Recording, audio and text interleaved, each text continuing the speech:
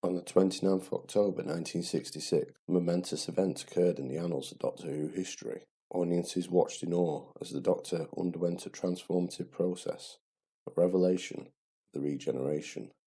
On screen, for the very first time, this revolutionary plot device has been the backbone of the show's endurance and longevity. But what if this pivotal moment went wrong?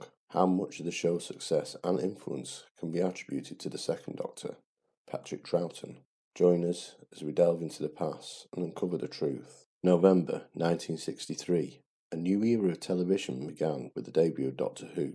The show, starring the incomparable William Hartnell, captured the hearts and minds of audiences everywhere and became a massive success for the BBC. But as the years passed and the show's producers changed, Hartnell's relationship with them grew increasingly strained. Viewing figures dropped, and Hartnell's health began to falter. Suddenly, the future of Doctor Who was uncertain, and a decision had to be made. As the fate of Doctor Who hung in the balance, the production team made a bold move. They decided to take a risk, one that could make or break the show: change the actor of the lead character. With the Doctor's alien background, this was something only a show like Doctor Who could pull off, but this decision was a gamble. The fate of the show would rest on the shoulders of one man, the new Doctor. Pressure was on producer Innes Lloyd to find the right actor to take on this iconic role. Eventually, he decided on Patrick Troughton, a renowned character actor known for his work in television, film and theatre, to become the new Doctor. When the news was broken to William Hartnell, and despite his reluctance in relinquishing the role, his reaction was one of approval, and he went on record saying, "There's only one man in England who can take over, and that's Patrick Troughton." On the 2nd of September 1966, the press was informed that Patrick Troughton was to become the new Doctor. It was a momentous decision, but the stage was set and the new Doctor was in place. The gamble was now on Troughton to win over the fans and put his own stamp on the role. With the announcement of Patrick Troughton as new Doctor, producer Innes Lloyd initially promised a tougher iteration of the character, drawing inspiration from Troughton's theatrical portrayal of Adolf Hitler. However, Troughton had his own ideas for the role, envisioning the Doctor as a tough sea captain or an Arabian Knight, which nowadays would have been recognised as unsuitable. Ultimately, Doctor Who co-creator Sidney Newman suggested a cosmic hobo in the mould of Charlie Chaplin as the foundation. The second Doctor's unique persona was now born. Unlike the way new Doctors are introduced today, the second Doctor era of Doctor Who began immediately with the airing of Patrick Troughton's debut story, The Power of the Daleks, just 1 week after William Hartnell's final story, The 10th Planet. Typically, Doctor debut stories focus on the post-regenerative trauma and adjusting to their new appearance and persona.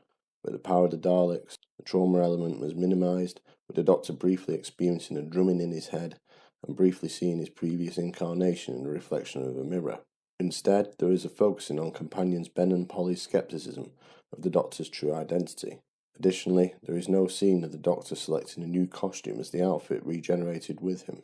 With those elements quickly dealt with, there is more narrative space to draw out the character of the Doctor, as well as a well-written narrative from former script editor David Whittaker, in which the Doctor's arch nemesis, the Daleks, are presented as more manipulative character in effort to seize. The second Doctor's character was a masterful blend of cunning and mischief, embodying the cosmic hobo persona suggested by Sidney Newman. Unlike the first Doctor, who was short-tempered with his enemies and protective of his companions, the second Doctor expertly deceived his enemies by pretending to be a fool, whilst always staying one step ahead with his calculating scheming. Like his predecessor, he was protective and friendly to his companions, but more guardian-like compared to the grandfatherly figure of the first Doctor, given Patrick Troughton's youthful appearance and 12-year age difference to William Hartnell. The second Doctor's persona was also reflected in his choice of outfit. In keeping with the cosmic hobo character, his wardrobe consisted of him sporting a black frock coat that was far too big for him, paired with a blue collared shirt and a bow tie held together by a safety pin. To complete the outfit, he originally wore checked trousers,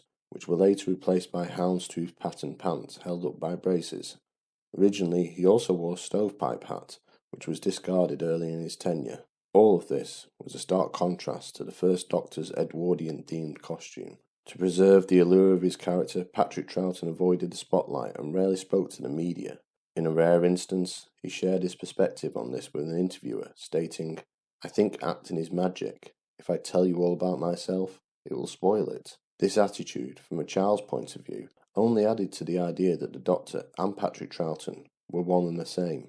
Additionally, Troughton was aware that too much exposure in a high-profile role could limit his future acting opportunities. To enhance the Second Doctor's character, a diverse group of young companions accompanied him throughout his tenure. Ben and Polly, who had joined near the end of the First Doctor's tenure, remained with the Second Doctor until the penultimate story of his first season, The Faceless Ones. The second adventure of the Second Doctor's tenure, The Highlanders, saw Jamie McCrimmon, an 18th century piper, who was introduced and stayed with the Second Doctor until the end of his tenure. This Doctor-companion partnership proved to be one of the most popular in the series, with the duo often engaging in playful banter and Jamie's devoted protection of the Doctor, in return for the Time Lord showing him the universe. This dynamic was lightly influenced by the friendship between actors Patrick Troughton and Fraser Hines, who would take advantage over the lack of time to do retakes and improvise scenes for comedy value. Over the course of the Second Doctor's tenure, the pair were joined by Victoria Waterfield, who was later replaced by Zoe Herriot, both of which Jamie also extended his protection to.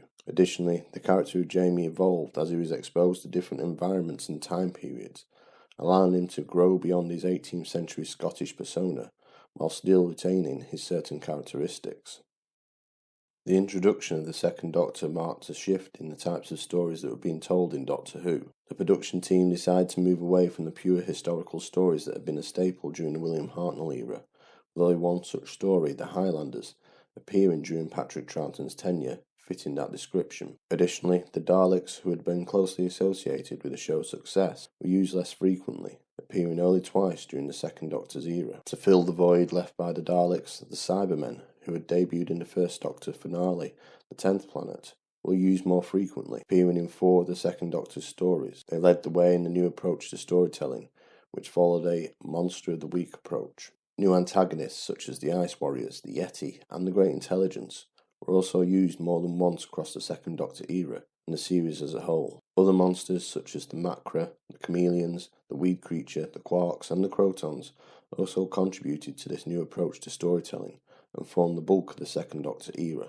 Often coupled with the Monster of the Week theme was the narrative scenario of Base Under Siege, in which the Doctor and his companions would find themselves with the guest characters in a situation that found them being attacked by the antagonists from the outside. This debuted with the Moon Base, which coincided with the second appearance of the Cybermen, but became more prominent in Troughton's second season, and like the Monster of the Week theme, would become a staple of the Second Doctor era.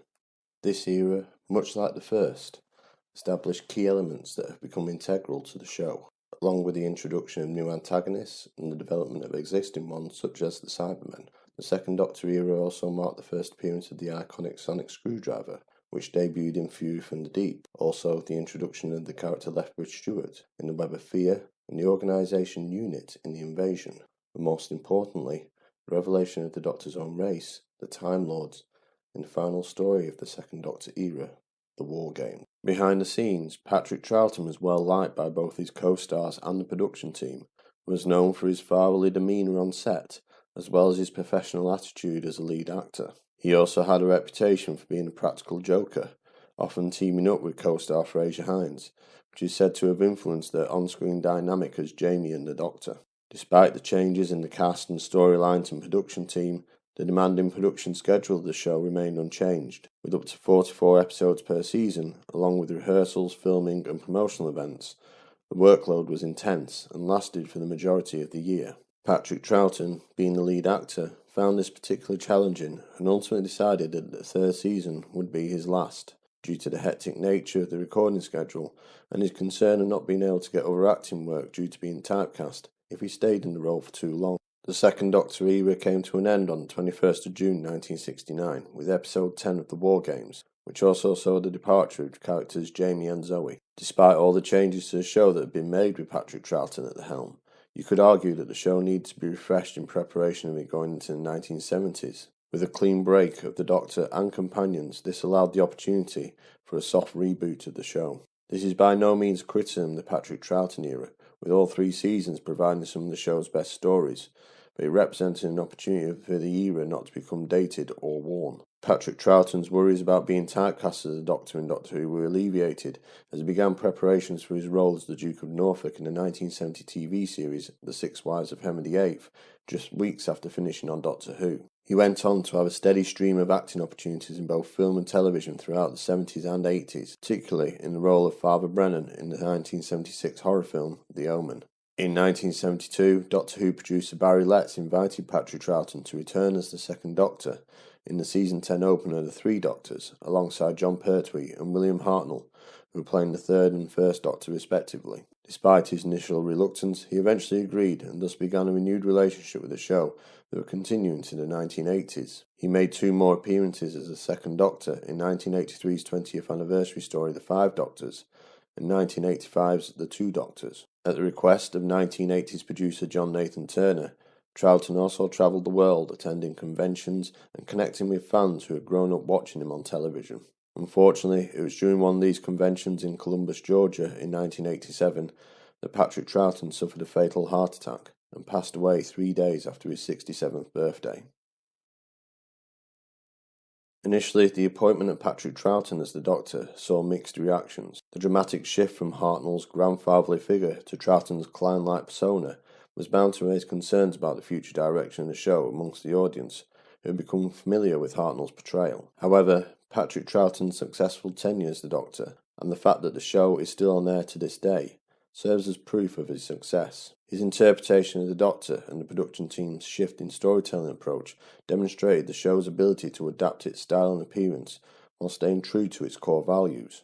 If the wrong actor was cast to replace William Hartnell, or an attempt was made to duplicate his portrayal as the Doctor, the show may have quickly been cancelled and remembered only as a symbol of the 1960s. However, Patrick Troughton's interpretation and acting abilities opened the door for every actor who has played the Time Lord since, giving them the chance to showcase their own acting skills and put their own unique spin on the character. Patrick Troughton's portrayal as the Second Doctor has proved so popular amongst his fellow actors that Peter Davison, Colin Baker, Sylvester McCoy and Matt Smith all cited the Second Doctor as their personal favourite. Matt Smith specifically acknowledged using Troughton's interpretation as inspiration for the portrayal of the 11th Doctor, and named The Tomb of the Sidemen as his favourite story. The BBC's junking process during the 1960s meant a lot of Patrick Troughton's episodes were lost, with only a handful of his stories remaining complete, meaning that his reputation for a long time remained just with older fans who had seen the stories upon their original broadcast. However, with some of the stories being rediscovered and missing episodes getting the animated treatment, Patrick Troughton's tenure has increased in popularity, with fans who are too young to see the episodes as they originally were. At the end of the day, Patrick Troughton may or may not be your all-time favourite Doctor, but regardless of where he fits in your personal rankings, what is undeniable is the legacy he left on the show, and you could argue that he's the most influential actor to have played the role. In short, without Patrick Troughton's contribution, Doctor Who wouldn't be around today. But don't take my opinion for granted. Go back and look at his stories and form your own conclusions. But remember, it's the end, but the moment has been prepared for.